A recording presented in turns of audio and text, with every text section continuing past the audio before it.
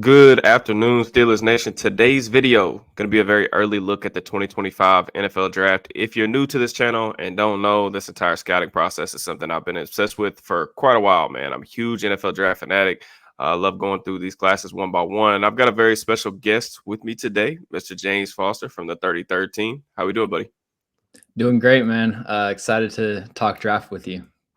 Yeah, it's awesome to have you on, man. I think this is your channel debut. I know it's something we've talked about in the past, like getting you on here, and just for one reason or another, it just hasn't come to fruition until today. But I know some of you guys listen to the video, the channel, probably diehard NFL draft fans, probably already familiar with James's work. But this is someone that I consider truly one of the best draft minds and talent evaluators in this business. So I'll definitely link some of his work in the description of the video. We're going to talk about his mock draft that he did a week or two ago. But definitely check out anything that anything in NFL draft or NFL related in general. You want to be reading this dude's work. So just kind of some loose agenda for this video. Just want to talk through a couple positions that are likely going to be kind of under the microscope for the Steelers come spring. We're going to talk through some wide receivers, some running backs, a very polarizing quarterback class based on everybody who's probably further along in the draft process research than I am.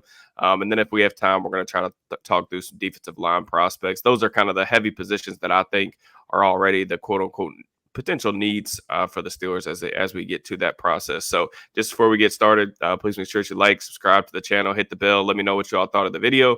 And also if you want more draft content on here. So without further ado, man, let's roll. You ready? Let's do it. All right, so let's talk about your mock draft, man. I know this is a couple weeks old, but it seems like your choice for the Steelers still makes a lot of sense because at the time of this recording, the Steelers have still somehow found a way not to trade for a wide receiver. We'll see if they do before the deadline hits, but your mock draft selection, you have the Steelers trading up in the draft to take Arizona wide receiver Ted McMillan. Talk to me about McMillan, man. Yeah, man. Ted McMillan is a player that I was definitely a lot lower on heading into the season, but I think he's shown a lot of improvements this year. Listed at 6'5", 210 pounds. I think probably 6'4", like in the 6'4" range. You know how it is with school listings, Right? But a really unique player. I think probably the best hands of any receiver that I've evaluated in the last few years, and that extends to like open catches, avoiding drops, being able to box out and high point the ball in contested catch situations. But I think what's most impressive is his focus in tight windows. Like the ball is just magnetic to his hands. If he's got to, reel it in on the sideline on like a hole shot or something, it's really special what he can do in that phase. I think that separation has always been the question with him and for most receivers of that archetype. But he's shown a lot of improvements this year, specifically against off coverage. Like, if you could promise me if the NFL just banned any coverage besides quarters and you just gave him off coverage, let him shake a defender at the top of the route, like he can really, he has really smooth hips for a player of his size and does a good job manipulating corners, leverage at the top of routes and stuff. I still think that, I worry about his ability to beat press man coverage. And it's the reason that can't remember exactly where I had the Steelers trading up to, but somewhere in the teens. Mm-hmm. I view him as more of a late teens, early 20s type of receiver. There's a lot of people that have him as a top 5 blue chip prospect. I just think like he just lacks the explosiveness off the line of scrimmage to really threaten corners vertically. And so I think he really needs to be a number 2. And ideally would be someone that you use as in kind of a big slot role. Definitely lower on him than some players, but lower on him than some evaluators. But I still think definitely worth a first round pick in this class, especially. Yeah. It's funny that you said that about, potentially moving him inside to the slot and him moonlighting there. He's played a little bit there at Arizona this year. And I was actually watching his tape a couple weeks ago, and I actually DM'd a good friend of mine, Nick Martin, who does a lot of draft stuff as well. And I was like, Are we sure that Ted McMillan's an actual X receiver? Like it seems like he does have some of the traits that you look for, and that I remember from summer scouting, just like the ability to high point the ball, like back shoulder fades, like huge catch radius. Like you mentioned, the dude's hands, his ability to haul in those contested catches is awesome. But I did find that like he was consistently in those contested catch situations because he wasn't necessarily always separating. I do feel like his route running's been better this season. You mentioned it Mhm. off coverage. I just think he has more nuance to his game in terms of he's added some rocker steps, some head fakes, some things like that that are helping him get open at a more consistent clip. And then also like the dude's kind of sneaky solid after the catch, which isn't necessarily what Yeah. you think about for a guy that's, listed, like you said, 6'5", 210. But there's a lot to like with McMillan's game. I kind of am curious about like the marriage between him and Pickens because they do have some of the same strengths. But with this offense in particular, wanting to throw the ball down the field a lot and stretch the field vertically, what McMillan's thing for me is like you mentioned, is he going to be able to consistently stack guys deep enough to where corners aren't necessarily just going to sit and break on everything in the intermediate area? But I do think he's shown improvements in his game this year, which is obviously encouraging. What I found most interesting though is like reading through your mock draft, he's not your wide receiver one. And that was like you said, a lot of talent evaluators right now kind of have T Mac as the wide receiver one in this class. So talk to me about Isaiah Bond from Texas. Yeah, so T Mac's actually my wide receiver 4, but my wide receiver 1 is Isaiah Bond out of Texas, and I just see so much Jalen Waddle in his game. Like you combine the speed, ability to just instantly stack receivers over the top. You combine that with his change of direction ability, his deceleration. I just think that like Jalen Waddle, Zay Flowers kind of mold of receiver that can just be an automatic separator on comebacks, kind of deep intermediate route runner. And he's really fluid in and out of breaks, does a great job setting receivers up at the top of the route. And comparing him to someone like Xavier Worthy, where they're kind of a similar mold of receiver, he has much better hands. He's much more natural tracking the ball over his Mm-hmm. shoulder, doesn't have a huge catch radius or anything. So there are some limitations as far as like, working a slant over the middle of the field on third down. But I think much better hands than Xavier Worthy, should run a similar 40-yard dash. The production hasn't been quite there this year, but I think he's the most talented receiver in this class, and he would be my wide receiver 1. Yeah, Bond, there's a lot to like with his game, man. Like even going back to his days at Alabama, I was pretty intrigued when Sark was able to get him in the transfer portal. I'm not like a huge Quinn Ewers guy and haven't been, especially watching the Texas receivers last year. So I think like you mentioned some of the tracking stuff and the ability to stretch the field vertically. I just don't think that this is kind of the offense or the ecosystem that we're going to really be able to see like his true skill sets come to fruition, if you will. But there's some really nice moments on film. I tweeted out a clip earlier this morning. Actually, I was going back and watching some stuff of a double move that he had against Michigan. Just the ability to catch the ball over his shoulder and also like take some hits. Like this dude will go over the middle. Like you said, that he doesn't have the best play strength and he doesn't have that huge frame that a guy like T Mac has, but definitely know like he doesn't shy away from contact, which is something that I really like. And then I think another thing that I really appreciate about his game is just how quickly he gets up to top speed. This dude will catch like a hitch. Like they run a lot of, like you mentioned, like the RPO stuff with some slants and things like that. He will catch the ball, and the how quickly he can get just from 0 to 60 is unreal, man. Like he eliminates like pursuit angles with ease. He's a really special player, in my opinion, with the ball in his hands. And he's someone that you almost have to, he's not a gadget player by any means, but you have to find ways to get this dude the ball in space just because of the things he can do after the catch. But, he's definitely somebody that's on my radar as far as the Steelers, if they're taking a receiver in round 1 and what that could potentially look like, because he's a really intriguing player just for his separation ability, kind of like you said.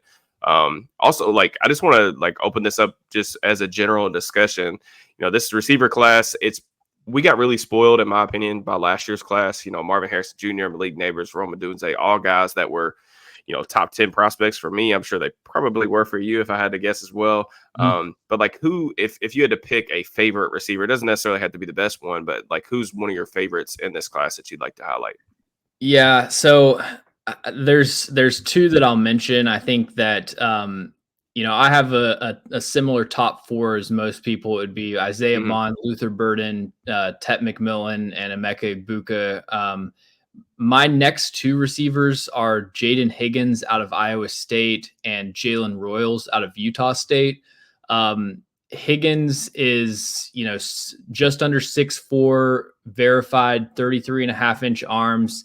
He's like a big X receiver, very similar to Drake London, in my opinion, where he doesn't have that elite top end speed and mhm. second gear, but just a really smooth route runner. And he can separate against press man, against off coverage. I think if you're okay with not having somebody with a ton of vertical juice, like he really brings everything else to the table. And then Jalen Royals is just plays an excruciating offense to watch, where he'll have 12 targets a game and like 8 of them are screens. But when he does run downfield routes, like he is an electric route runner, and a little bit undersized, 5'11", 193, but good hands, speed, just like a very well-rounded Z receiver. But I do agree with you. This is not a great receiver class relative to what we've come to expect. Yeah, we've gotten really spoiled with these guys coming out of college, and I think with Royals, man, he was somebody that I got put onto by someone else in the summer, and I watched the dude's tape. I'm like, this dude's really good. But you mentioned the offense, like just so many screens, like, but it's almost tough to watch sometimes, like how much they're spamming these tunnel screens. But to their credit, he's so dynamic with the ball in his hands. I mean, Yeah. he took that in breaker against Boise State. I think he took it like 80 yards to the house. Like you look at his production. Unfortunately, he just recently got hurt, Mhm. dealing with a foot injury. Utah State is where Royals plays, and they're not very good at all. Like I think at the time of his injury, I think they were 2-5 or something like that. But if you look at his production just the month before, I mean, this dude was ripping off 150, 200-yard games. They are spamming him production with those screens, but the dude does get open, and he's extremely electric. He can create separation. He can win downfield. And just like I said, he's pretty dynamic with the ball in his hands. So he's kind of been like one of those guys that I've kind of been telling people, anytime on Twitter, like people ask me about, underrated Steelers targets outside the first round. Royals is definitely somebody that I like to highlight. So it's a really good shout. I haven't gotten into the other player you mentioned as much, Higgins. I've seen some clips floating around on Twitter, but haven't got into him. I'm excited about watching him now that you say you're excited about him though. Want to just kind of get into the quarterback discussion. We mentioned that the wide receiver class is a step down from probably where it was last year, just because we got so spoiled with the wide receivers, but also the quarterbacks. This is a really polarizing class. A lot of people have strong opinions on it. What's your just overall feel for this quarterback class as we sit here today? Yeah, it's very underwhelming. I think I mean the three high value offensive positions, receiver, Yeah, quarterback, and offensive tackle, like not the year really to need any of right. those positions, but yeah, there were a lot of guys in this class that I had high hopes for heading into the year. Whether it's Connor Wigman, Jalen Milrow, Carson Beck, the only one of those potential X factor type of guys that's actually done better than my expectations is Drew Aller out of Penn State, who's kind of an interesting prospect, but I would Yep. honestly expect him to return to school or hopefully Same. transfer to a school that has better receivers. Um, so he's an interesting player there. Shadur Sanders is my quarterback one, but between Sanders, Ward, Beck, Nussmeyer, like there's no one that really excites me that much. And if I was a GM that had some sort of job security where I didn't have to take a quarterback this class, I would probably pass and look for the future quarterback next year, ideally. Right. Yeah, you mentioned Sanders. Kind of want to get your thoughts on him, but just my early impressions of Sanders. I do think that a lot of the things that you talked about, kind of like in your mock draft, like some of the anticipatory throws in between the hashes over the middle of the field, like the dude will test tight windows, which is definitely something I appreciate. I just think that it's kind of a prerequisite for quarterbacks in today's NFL with just the way that the defenses are structuring their defensive contour in the secondary, but also like if you're not going to be a dynamic player like with the ball in his hands, because Shadur is he's a throwback in my opinion, pocket passer. Like he's not the Mhm. most mobile guy at all, but he does take pretty good care of the football. I think he's extremely accurate. The guy that he kind of sort of reminded me of last year was like if Geno Smith was kind of I'll say susceptible to playing into pressure and creating some pressure on his own. Like I think Gino, the way he handles pressure now is really impressive with Seattle, but he almost reminds me as Gino as a prospect who could get kind of rattled in the pocket, create some pressure by drifting and things like that. But what do you see like ceiling wise for Shadur at the next level? Yeah, the best comp that I've heard for Shadur is Teddy Bridgewater. I think That's that a good one actually. I see a lot of the Geno Smith. I think that Geno Smith's arm talent would A be little the bit main better. separator there. And like Shadur doesn't have a bad arm, but I think it's firmly like 50th percentile for NFL quarterbacks. Hmm.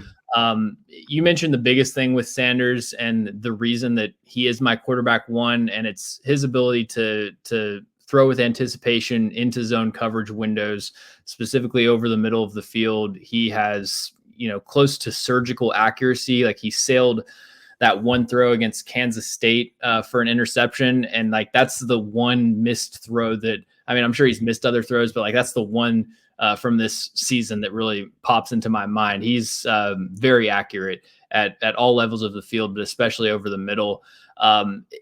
He also protects the football, which is a huge, point of separation comparing him to other quarterbacks like Cam Ward or Garrett Nussmeier. I think he has the lowest or second lowest interception percentage of active college quarterbacks.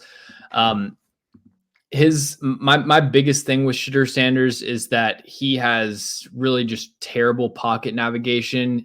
Hmm. Colorado's offensive line is not very good, and it hasn't been for the last couple years. But he brings a lot of that pressure onto himself.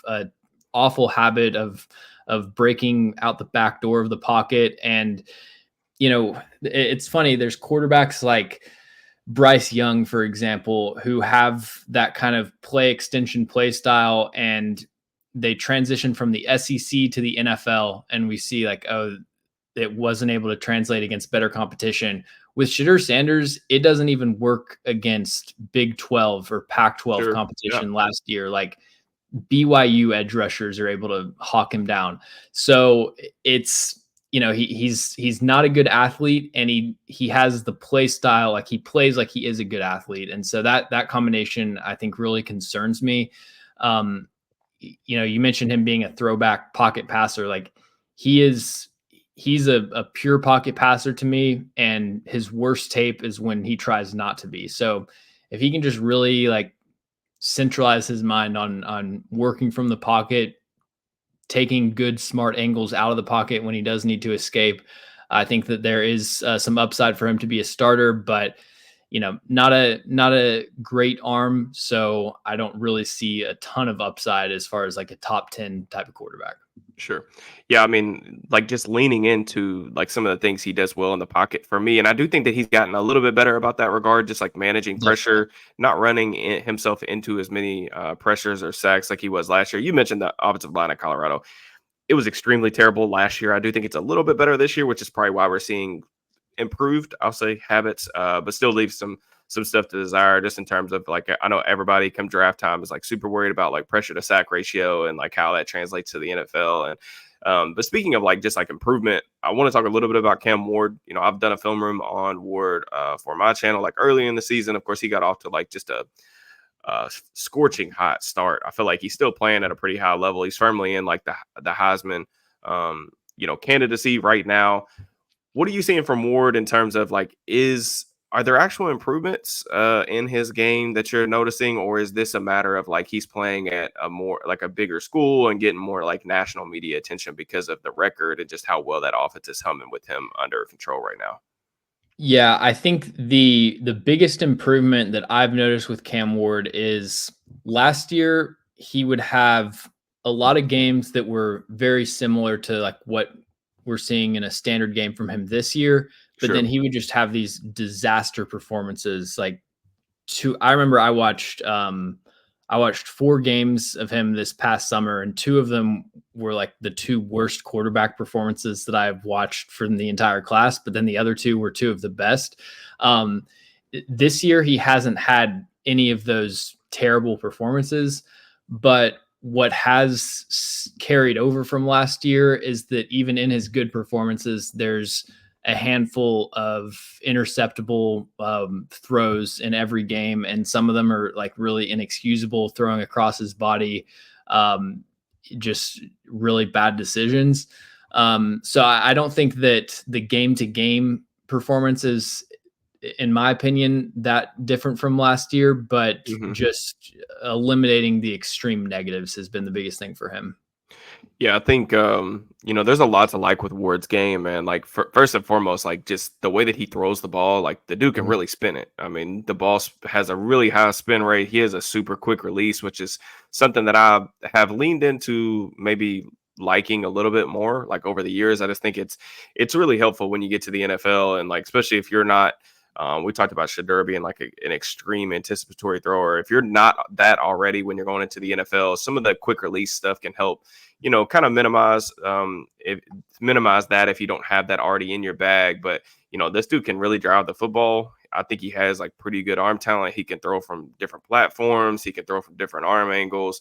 You mentioned like Shadur not really necessarily being comfortable like out of structure. Like that's kind of where a lot of Ward's best and worst moments kind of come. He threw a horrific interception last weekend in the game that I was watching. Yeah. He's like extending the play well beyond like 10 seconds. And like you mentioned, throwing over the middle, getting the ball picked off. But, the highs are really exciting. I do think that there's probably a decent amount of upside with him just in terms of the creation capacity outside the pocket is really interesting. But yeah, this is definitely an underwhelming class just based on like what I watched from last year. I'm excited to get into these guys a little bit further after the season, but there's been nobody. I've been a little bit higher, I feel like, than the consensus on Jalen Milroe, but like even he's a guy who has had some pretty bad performances over the past month or so that have kind of brought him down back to earth a little bit. Yeah, Milroe was one of the players heading into the year where I was like, Mhm. he's not there yet, just doesn't see it quickly enough, like within structure over the middle of the field. But the traits with him are A plus. Oh yeah. Even being I think 6'2" flat, like doesn't have ideal size, but he's built, like a fullback basically. But even with that, just his mobility and arm talent is, I think, would be best in this class. And for a while there, like really the Georgia game and then the Vanderbilt game. This is a key point for people listening. If you hear somebody talk about the Vanderbilt game for Jalen Milroe as like a bad performance, even though they lost, you know that they didn't watch that game because that's his best game of his career. Anyways, but after the Vanderbilt game, it all went downhill for him. So disappointed to see that. He has to basically immediately turn it around, I think, to be, a top 50 pick in this class. But Right.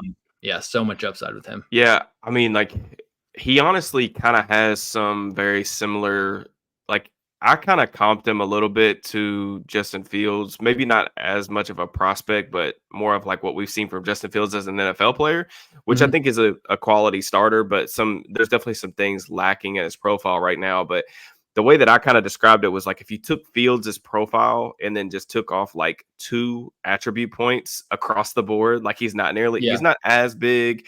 He's probably not as straight line fast, but like he's still in the upper percentile for like arm strength, the ability to drive the football. I do think he's got a quicker release than Fields does, but this is a dude who's, I mean, surgical throwing the ball deep. The touch and accuracy that he can put on the ball on those deep sideline fade balls. I know that's not something that you necessarily want to live by, but the dude has awesome touch. It's just some of the same stuff we talked about with Sanders, just navigating, a muddy pocket. Can he start to be just a little bit more consistent in that regard? And, unfortunately, over the past couple of weeks, it hasn't been as consistent as it was early in the season, which I was really excited about because I was like, man, he's finally putting it together. But let's move on to the running backs. Ashton Genty, I think, has really been the premier storyline around college football, which has been pretty awesome because, heading into the season, he was my RB1. And honestly, like, even as someone who like really, really appreciated his game on film this past summer, I had no idea that he was going to go out and do this. I mean, every week he's running for like 200 yards. Teams know it's coming and they still can't stop it. Talk to me about Ashton Genty. Do you think he's like, how high can he go in this draft, even as a running back? Yeah, I would say wherever Dallas is picking would be it's kind of They need it the back. moving target for Ashton Genty. Um, he's a player that it's really hard to come up with negatives for. Like when I do my scouting reports obviously do like strengths and weaknesses. One of the most difficult weaknesses sections that I've ever had to write Yeah, because he had 5 fumbles last year but hasn't had any this year, so that's not really a weakness. Doesn't run like a very diverse route tree, I would say. sure. But like outside of that, I mean his speed and explosiveness is probably around 70th 75th percentile. Like he really just does everything at a high to elite level. He has kind of the ideal build for a running back. I like the shorter, stocky, low center of gravity type of players. I think that his vision and tempo and pacing is close to perfect, regardless of the running scheme.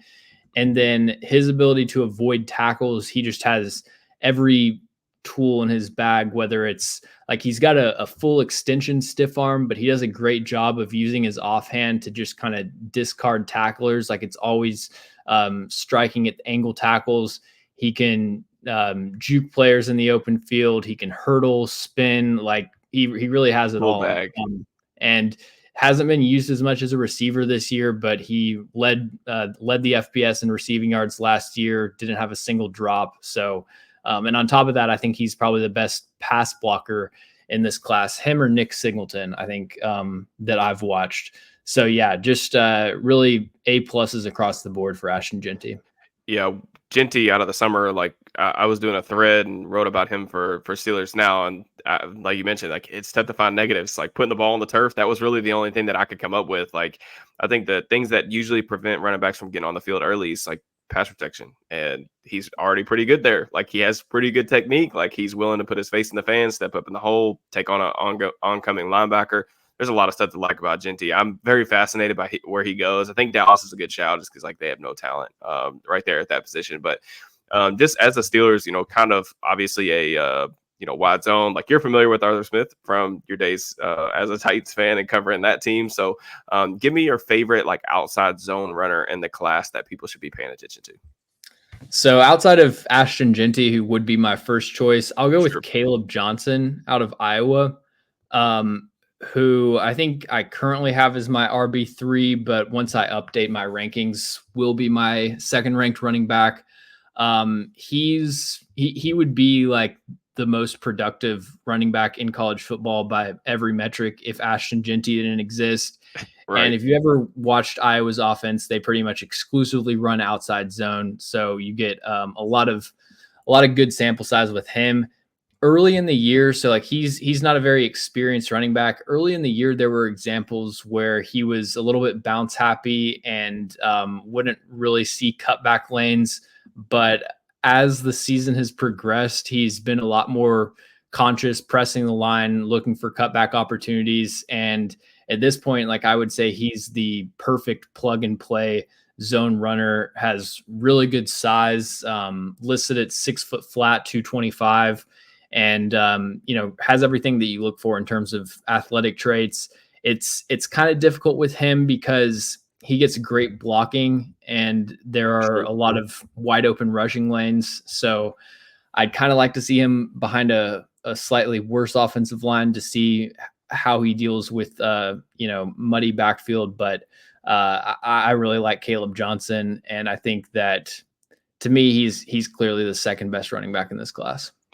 Yeah, it's a good shout. That was the name that I was bringing up. This has kind of been my answer for who the Steelers are going to look to replace Najee Harris with, and Caleb Johnson staying in the black and gold has been one of my favorite outcomes.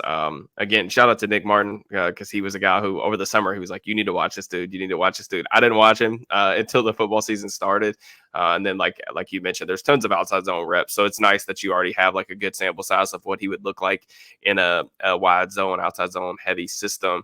But just for me personally, like the bigger backs, like those are typically the guys that the Steelers gravitate towards.